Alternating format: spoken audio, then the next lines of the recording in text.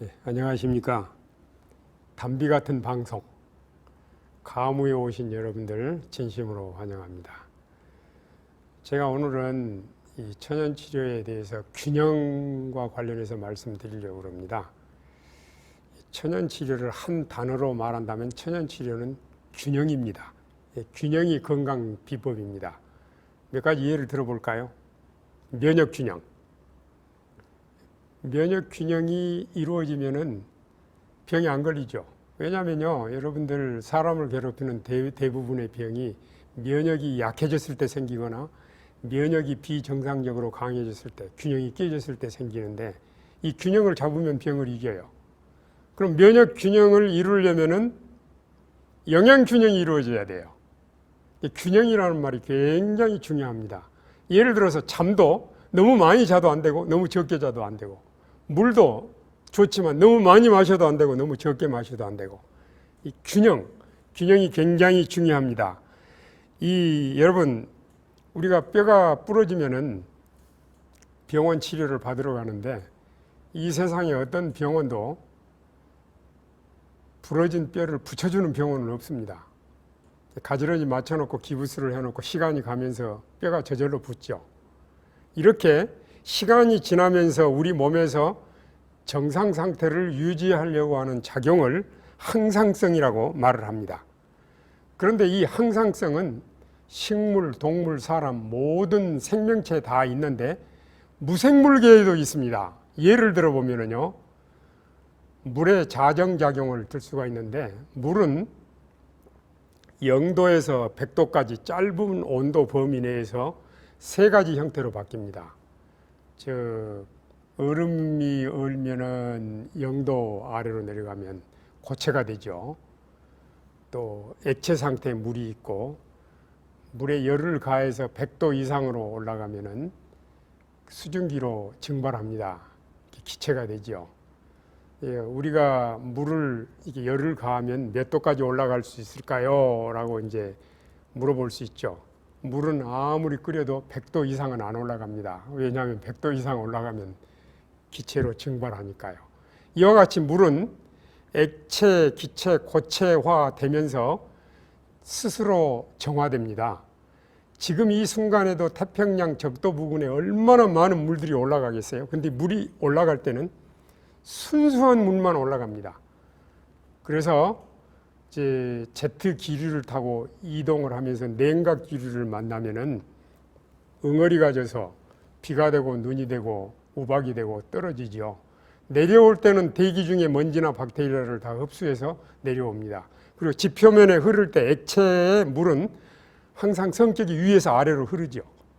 지표면을 깨끗이 씻어서 강으로 바다로 이렇게 가게 되는데, 강 밑에 침전물들이 쌓이게 되겠죠. 이런 것들을 없애기 위해서 소위 스카벤저라고 하는 쓰레기 처분 용도의 그런 생물들이 활동을 하죠. 미꾸라지나 뱀장어나 뭐 조개나 이런 것들.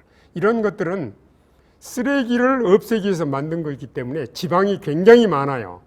그래서 이런 것들은 원래 먹지 않도록 돼 있는데, 사람들이 이거를 먹게 되면은 그런 중금속이라든지 또 여러 오염된 것들을, 농축된 것들을 먹기 때문에 건강에 굉장히 해롭습니다. 그래서 우리 인체 그 자생력을 전문적인 용어로 호메오스타시스, 항상성이라고 말하는데, 이 항상성은 뭐냐면요, 이렇게 쉽게 말할 수 있어요.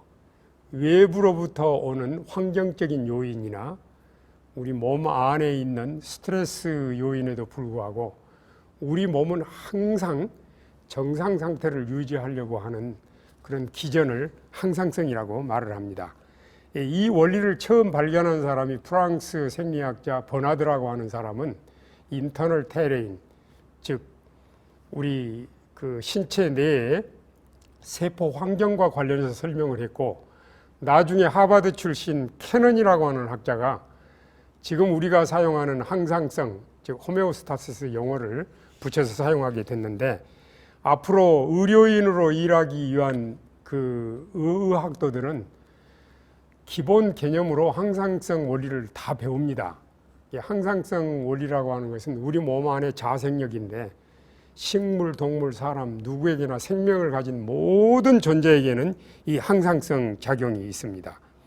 그런데 제가 천연치료를 공부하면서 대단히 중요한 원리를 깨달은 게 있는데 뭐냐면요, 이 세상의 모든 생명체들은 자연을 거스리는 일이 없습니다.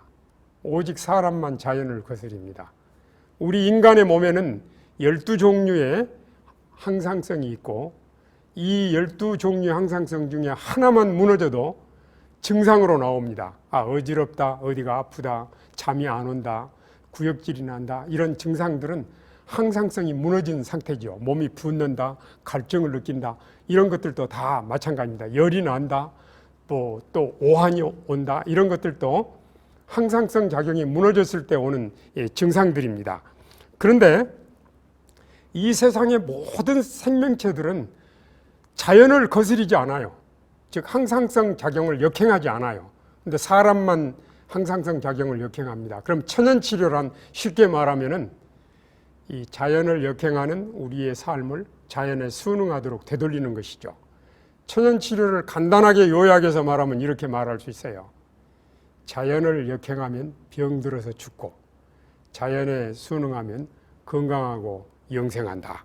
이렇게 우리가 말을 할 수가 있어요. 그래서 우리가 어떠한 형편에 있든지 또 우리가 현재 어떤 상태에 있든지 자연 친화적인 삶을 사는 것은 우리를 정말 행복하게 하는 것입니다.